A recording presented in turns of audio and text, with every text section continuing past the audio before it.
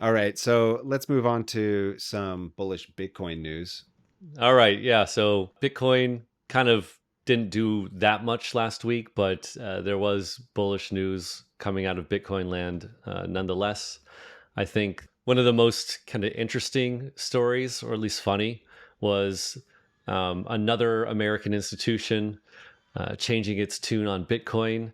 This time we go to higher education, to the hallowed halls of Harvard, which spent $116 million of their endowment fund to buy iShares Bitcoin Trust ETF. And so this makes the world's richest university firmly in the Bitcoin camp. There were a lot of dunking on Harvard for this move because famously over the years, people who are associated with Harvard, not necessarily representing Harvard as a whole, but associated with Harvard. For example, this Harvard economist predicting that Bitcoin was more likely to reach $100 than $100,000. And then here you have Harvard buying Bitcoin. I think it was at like $116,000. So it's kind of funny. And it's always a fun time to make jokes at these smarty pants institutions like this. Yeah. Harvard puts $116 million into Bitcoin. Pretty bullish. After people associated with Harvard being very critical of it over the past decade plus. So another bullish point here is on stablecoins. They are booming. The entire sector just hit a new record, $270 billion of stablecoins in circulation. Why is this important? I mean, historically, stablecoin inflows are a pretty good indicator of new money entering the crypto market. So when you see stablecoin inflows go up, that means you're probably going to see shortly thereafter the prices of the marquee crypto assets also going up.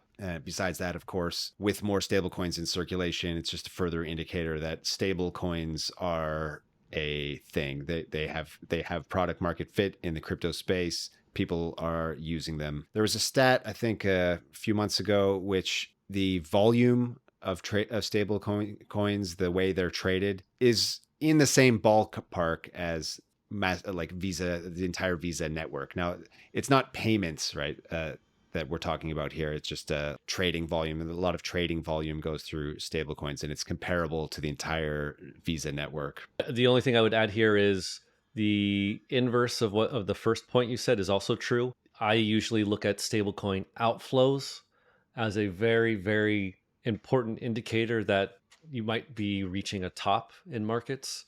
And so I think this maybe complicates the calculus on that, because if institutions are now getting into the stablecoin game, they're not necessarily going to be buying crypto assets. And so you could very easily have a situation where this is no longer a reliable indicator that things are turning over, as in stablecoin inflows could be increasing, and they could just be increasing over the next couple years, no matter what, even if crypto markets are tanking. And so that's something that I'm now having to adjust in metrics that I'm looking at. And yeah, for those of you out there who also look at it, you need to be aware of that too.